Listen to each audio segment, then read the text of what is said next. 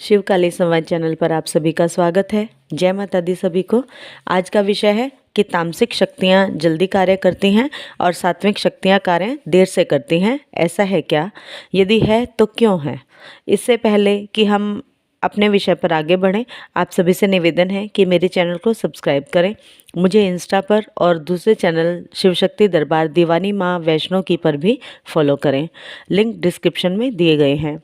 आइए चर्चा करें अपने विषय पर कि तामसिक शक्तियाँ ज़्यादा प्रभावशाली हैं या सात्विक। ये प्रश्न मुझसे कई बच्चे करते रहते हैं कि यदि माँ काली को हम तामसिक भोग दें तो क्या माँ जल्दी कार्य करेंगी, या फिर सात्विक भोग पर शक्तियाँ उतना प्रभाव नहीं दिखाती हैं जितना कि तामसिक भोग पर।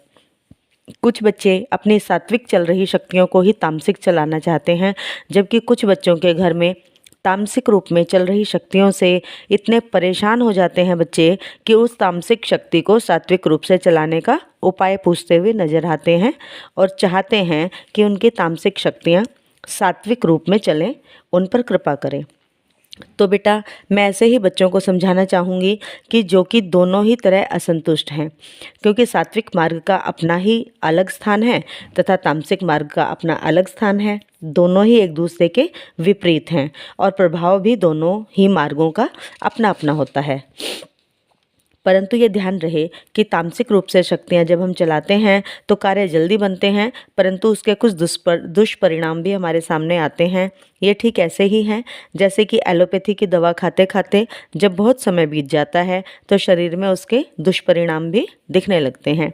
इसके विपरीत सात्विक रूप से शक्तियों को चलाने से काम बेशक धीरे धीरे बनते हैं, परंतु इनका कोई दुष्परिणाम नहीं होगा, बस लाभ ही लाभ होगा। जैसे कि आयुर्वेदिक दवाओं का असर हमारे शरीर में धीरे धीरे देखने को मिलता है, परंतु नुकसान कुछ भी नहीं होता है आयुर्वेदिक दवा का। सात्विक रूप से यदि आप शक्तियाँ चला रहे हैं तो आरंभ में आपको शक्तियाँ चलाने में कुछ कठिनाइयाँ तो होंगी, कुछ कष्टों का सामना भी करना पड़ सकता है, क्योंकि शक्तियाँ भी ऐसे ही साथ नहीं देती हैं। वो भी देखती हैं अपने भगत को, परखती हैं अपने बच्चों को कि जो बच्चा हमारे समक्ष आया है अपनी पुकार लेकर वो किस भाव से हमारे समक्ष आया है, लालच का भाव लेकर या समर्पण और श्रद्धा का भाव लेकर। तो शक्तियों के समक्ष कोई भी इंसान छल या कपट से नहीं चल सकता, क्योंकि सात्विक शक्तियाँ केवल भाव पर ही कार्य करती हैं और तामसिक शक्तियाँ मुर्गे की बलि, बकरे की बलि, खून, शराब आदि, मीट मांस आदि लेकर कार्य करती हैं। जबकि सात्विक में आप जायफल की बलि, कद्दू की बलि, नींबू की बलि देकर भी कार्य कर सकते हो। तो एक तो बात आ गई जीव हत्या की, और दूसरी बात खर्च से संबंधित भी हो गई। वही कार्य आप कम खर्च में बिना जीव हत्या किए भी करा सकते हैं, वही कार्य आप जीव हत्या करके ज़्यादा खर्च में करते हैं। दोनों ही रूप में कार्य बराबर होगा। यह हमेशा ध्यान रखें कि सात्विक शक्तियाँ हमेशा आपके भले में ही चलेंगी। अगर किसी ने आपके लिए कोई तांत्रिक क्रिया की है, कुछ गलत चलाया है आपके लिए, तो सात्विक शक्तियाँ आपके लिए हमेशा अडिग खड़ी रहेंगी, आपका कहीं से भी बुरा नहीं होने देंगी। थोड़े बहुत कष्ट की बात मैं नहीं कह रही हूँ यहाँ, क्योंकि कुछ समझदार लोग फिर अगर छींक भी आई तो शक्तियों से जोड़ लेते हैं।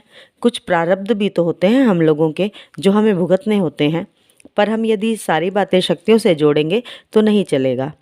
मुख्य बात है कि यदि हमने शक्ति को सात्विक चलाया है तो वह चाहे माँ काली हो या बाबा भैरव, अन्य कोई भी शक्ति जो सात्विक चलती है वह हो। आपका दुश्मन चाहे कितना भी बड़ा तांत्रिक ही क्यों ना हो, आपका कुछ बिगाड़ नहीं पाएगा। ज़रूरत है तो बस सच्चे भाव और समर्पण की। लालच या दोगलापन नहीं होना चाहिए आपके अंदर। तब ऐसी अवस्था में आपके दुश्मन को शक्तियाँ नियत दंड भी अवश्य देती हैं, सात्विक शक्तियाँ।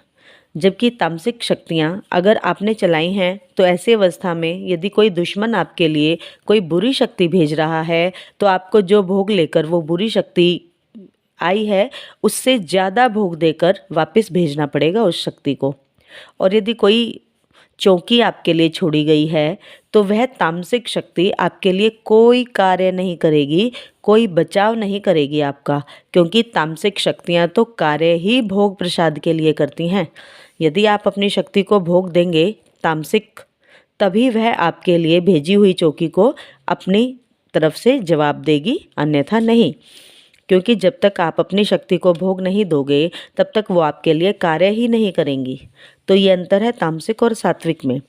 सात्विक मार्ग से यदि आपने माँ काली को चलाया है और आपने माँ को वचन दिया है कि मेरा ये कार्य हो जाए तो मैं ये भोग प्रसाद या चोला आपके लिए दूंगा, और जब आपका वह कार्य पूरा हुआ और आप भूल गए भोग लगाना, तो माँ केवल आपको संकेत के माध्यम से याद दिलाएंगी, दंड नहीं देंगी आपको। परंतु यदि यही कार्य तामसिक शक्तियों के लिए है तो वह आपको दंड भी देंगी, आपके घर परिवार में परेशानियां भी खड़ी कर देंगी, चाहे आप साधक ही क्यों ना हो। साधकों को भी दंड देती हैं तामसिक शक्तियां। सात्विक शक्तियों की साधना करने वाले साधक मोक्ष को प्राप्त करते हैं, जबकि तामसिक मार्ग से चलने वाले साधकों को उन्हीं शक्तियों की भीड़ में शामिल होना पड़ता है जीवन के बाद भी।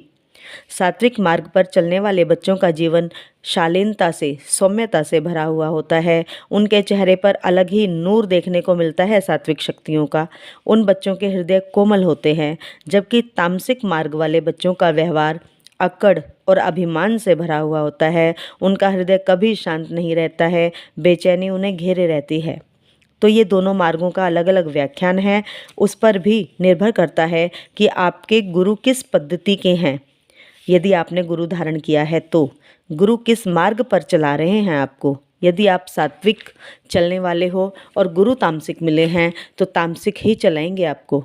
और कहीं कहीं गुरु दोनों ही पद्धतियों को लेकर चलते हैं, या फिर ऐसा कहें कि जिस मार्ग पर शिष्य चलना चाहें गुरु उसी मार्ग का रास्ता शिष्य को दिखाते हैं। तो डिपेंड करता है कि आप कहाँ जाना चाहते हैं और क्या करना चाहते हैं।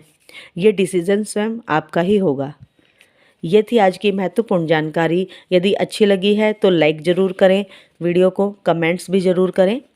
मिलते हैं अपनी अगली वीडियो में एक नई जानकारी के साथ। तब तक के लिए जय माता दी सभी को। जय शिव शक्ति, जय महाकाल, जय महाकाल।